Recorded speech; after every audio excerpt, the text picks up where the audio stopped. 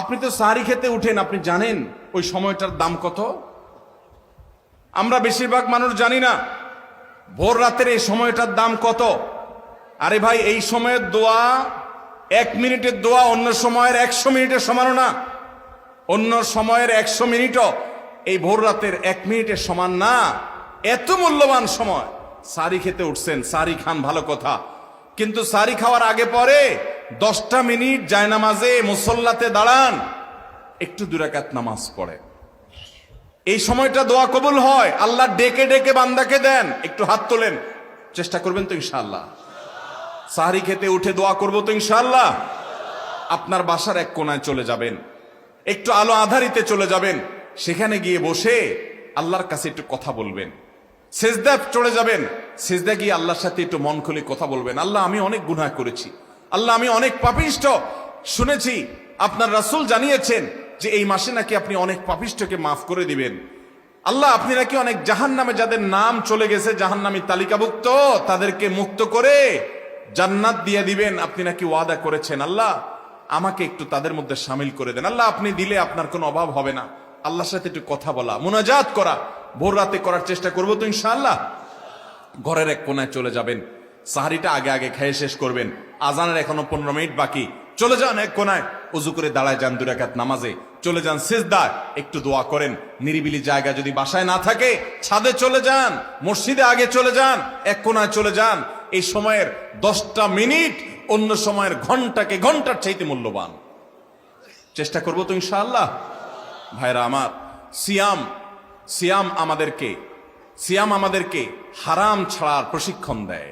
সিয়াম আমাদেরকে বলে তোমার যা মনে চায় তা করতে পারবা না। অনেক অবৈধ কাজ করার সুযোগ আসে, তোমার মনেও চায়, কিন্তু করা যাবে না। কারণ যে তুমি রোজা রয়েছো, রোজা রেখে তুমি ট্রেনিং নিয়েছ যে পানি থাকলেই পান করা যাবে না, খাদ্য থাকলেই খাওয়া যাবে না, ক্ষুধা থাকলেই খাওয়া যাবে না, আল্লাহর ভয়ে বেঁচে থাকতে হবে। এই বিষয়টাকে সামগ্রিক জীবনে অ্যাপ্লাই যেন করি, সেই শিক্ষাটাই রমজানের রোজা আমাদেরকে দেয়। আল্লাহ আমাদেরকে সেই শিক্ষা গ্রহণ করার তৌফিক দান করুন। ভাইরা আমার, এক কথা বুঝতে চান, এক কথায় যদি বলি রোজা কি, তাহলে আপনি বলতে পারেন রোজা বলা হয় সবরের নাম। রোজা কিসের নাম ভাই? সবরের নাম। ওই যে ক্ষুধা আছে, খাবারও আছে, তৃষ্ণা আছে, পানিও আছে, তারপরও খাচ্ছেন না, এর নাম সবর। এর নাম কি? ধৈর্য ধারণ করা, নিজেকে নিয়ন্ত্রণ করতে শিখা। আমাদের যুবকদেরকে উচ্ছৃঙ্খল হওয়ার জন্য হাজারটা আয়োজন ভোগবাদী এই সমাজে আছে। ইসলাম শুধু বলে ভোগ নয়, ত্যাগ করতে শিখো, কন্ট্রোল করতে শিখো, নিয়ন্ত্রণ করতে শিখো নিজেকে। যেখানে সেখানে ডাইরেক্ট হয়ে যাওয়া নয়, নিজেকে আটকে রাখা, নিয়ন্ত্রণ করা, সবর করা। সবর মানে শুধু বিপদে ধৈর্য ধারণ করার নামই সবর নয়। সবর মানে নিজেকে যে কোনো কাজে আবদ্ধ করে ফেলা, এটা হলো সবর। ভাইরা আমার, জীবনের সাফল্য, আখিরাতের সাফল্য তো বটে, দুনিয়ার সাফল্য সবর ছাড়া কোনোদিন সম্ভব হতে পারে? একজন ছাত্র, তার পড়ালেখা করতে ভালো লাগে না, পড়ায় মন বসে না, তার মনে চায় শুধু ফেসবুক টিপতে, আছে না নাই? এরপরও সে নিজেকে যদি পড়ার মধ্যে ধরে রাখতে পারে, নিজেকে যদি সে নিয়ন্ত্রণ করতে পারে, ওই ডানে বামে এদিক সেদিক ঘোরাঘুরি না করে সে যদি বইয়ের মধ্যে পড়ে থাকে, পড়াশোনা ঠিক মতো করে, তাহলে তার ক্যারিয়ারটা ভালো হবে কি হবে না? ইনশাআল্লাহ হবে। তাহলে সবর করলে তার জন্য ভালো কিছু অপেক্ষা করে। একজন মানুষ ব্যবসা শুরু করেছে, সে ব্যবসা করতে গিয়ে যদি ধৈর্য ধারণ করতে পারে, তাহলে সে শাইন করে। আর যদি ধৈর্য ধারণ করতে না পারে, ব্যবসা একটা শুরু করছে, আজকে একটা কাস্টমার নাই দেখে কালকে আরেকটা, এরপরের দিন আবার আরেকটা, এক কাস্টমারের সাথে 2 কথাতে 3 কথা বেশ কম হয়েছে, ঘুষি মেরে দিছে, দোকান শুদ্ধ বন্ধ, জেলে চলে গেছে, ব্যবসা লাডে উঠছে। ঠিক না বে ঠিক? যদি কোনো ব্যবসায়ী সবর না করে, সে সফল ব্যবসায়ী হতে পারে? স্বামী স্ত্রীর জীবনে, দাম্পত্য জীবনে সবর না থাকলে তারাও সুখী হতে পারে না। চুনের থেকে নুন খসলেই যদি বউকে তালাক মেরে বসে থাকেন, গায়ে হাত তুলে বসে থাকেন, জুলুম করে বসে থাকেন, দাম্পত্য জীবনে সুখ হবে? অনেক কিছু মনের বাইরে হবে, সহ্য করতে হবে, তাহলে সুখ পাওয়া যাবে। এভাবে গোটা জীবনের প্রত্যেকটা পরতে পরতে, প্রতিটা স্তরে স্তরে আপনি দেখবেন সবর ছাড়া মানুষ কখনো সুখী হতে পারে? রোজা আমাদেরকে সেই শিক্ষা দেয়, বান্দা তুমি সবর করতে শিখো। তোমার সামগ্রিক জীবনে সব ক্ষেত্রে তোমাকে সবর করতে হবে। ও যুবক, সমস্ত তোমার বন্ধুরা সব হারাম সম্পর্ক রিলেশন করে অনেক মেয়েদের সাথে, বিবাহ বহির্ভূত সম্পর্ক জড়িয়ে যায়, সবাই হারাম আনন্দ ফুর্তি করে। তোমার মন চায়, সুযোগও আছে, কিন্তু তোমাকে সবর করতে হবে, তোমাকে অপেক্ষা করতে হবে বৈধ স্ত্রীর জন্য। হারাম পথে উপার্জন সবাই করে, তুমিও চাইলে করতে পারো, করার প্রয়োজনও তোমার হয়তো আছে, আবার সুযোগও আছে, কিন্তু না, সবর করো, নিজেকে দূরে রাখো, একটু অপেক্ষা করো। সবর করতে কষ্ট হয়, কিন্তু সবর করার পর সবুরে মেওয়া ফলে। সবুরে মেওয়া কি সাথে সাথে ফলে? সবুরে মেওয়া ফেলতে হলে অপেক্ষা করা লাগে, ধৈর্য ধারণ করা লাগে। আল্লাহ আমাদের সবাইকে সেভাবে ধৈর্য দান করার তৌফিক দান করুন। তাহলে ভাইরা আমার, গোটা জীবন জুড়ে আমরা এই সিয়াম সাধনার মাধ্যমে এখান থেকে শিক্ষা গ্রহণ করে তাকওয়ার চর্চা, হারাম কাজ ছাড়ার চর্চা, এটার ট্রেনিং, এটার অনুশীলন, এটার রিহার্সেল, এটার প্রশিক্ষণ, এটার শিক্ষা এবং দার্স আমরা রমজানের রোজা থেকে গ্রহণ করব ইনশাআল্লাহ। চেষ্টা করব তো সবাই? এবং রমজানের এই রোজা থেকে শিক্ষা নিয়ে আমাদের জীবনের সামগ্রিক জীবনের যে রোজা আছে সেটাতে আমরা এটাকে অ্যাপ্লাই করব। রমজানের রোজার সাথে জীবনের সামগ্রিক রোজার একটা অমিল আছে। সেই অমিলটা হলো, রমজানের রোজা যদি ভেঙে যায়, রমজানের রোজা যদি ভেঙে যায়, সেটাকে আর জোড়া লাগানো যাবে?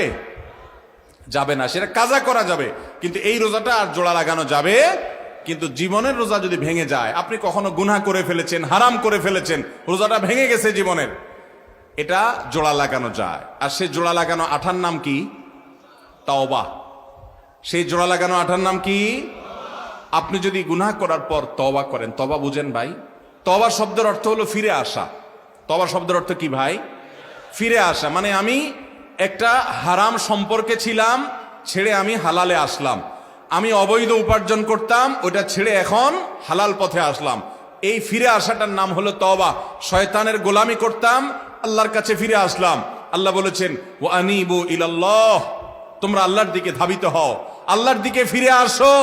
ফাফিরু ইলাল্লাহ, তোমরা আল্লাহর দিকে ভাগো, শয়তান তোমাদেরকে জাহান্নামে নিবে।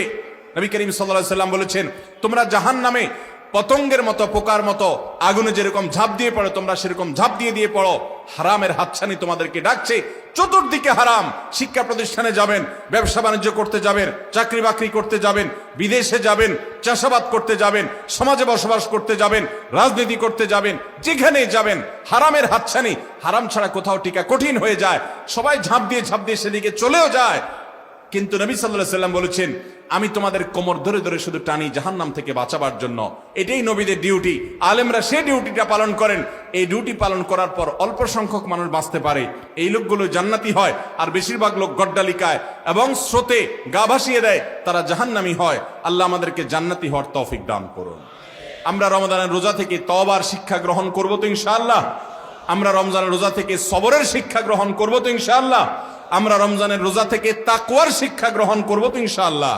আল্লাহ আমাদের সবাইকে মুত্তাকি হওয়ার তৌফিক দান করুন, সিয়ামের উদ্দেশ্যকে বুঝার তৌফিক দান করুন, সিয়ামের উদ্দেশ্য হাসিল করার তৌফিক দান করুন। রমজান শেষে যেন আমি মুত্তাকি হতে পারি, সেই তৌফিক আল্লাহ তাআলা দান করুন। রমজান মাস চলে গেছে, আপনি কোনো গুনাহ ছাড়তে পেরেছেন কিনা, কোনো বদঅভ্যাস ছাড়তে পেরেছেন কিনা, কোনো ভালো কাজ শুরু করতে পেরেছেন কিনা, এটা প্রমাণ করবে আপনার সিয়াম সাধনা সার্থক হয়েছে নাকি ব্যর্থ হয়েছে।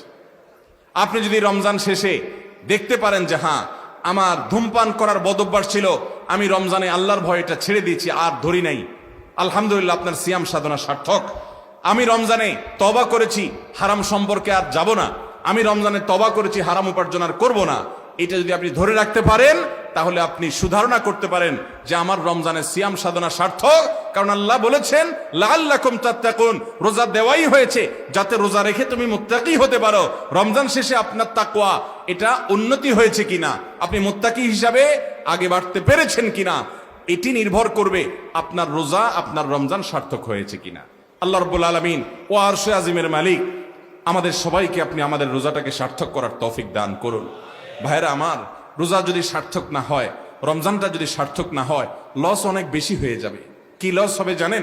নবী করিম সাল্লাল্লাহু আলাইহি সাল্লামের কাছে জিবরিল এসে বলেছেন, বাউদা মান আদরাকা রমাদান ওয়া লাম ইগফার লাহ, ওই কপাল পোড়া ধ্বংস হোক যে রমজানের মতো এরকম বিশাল বড় সুযোগ পাইছে, তারপর আল্লাহর কাছে চোখের পানি ফেলে দোয়া করে, কান্নাকাটি করে, ইস্তেগফার করে, তওবা করে তার আগের গুনাহগুলোকে মাফ করাইতে পারে নাই।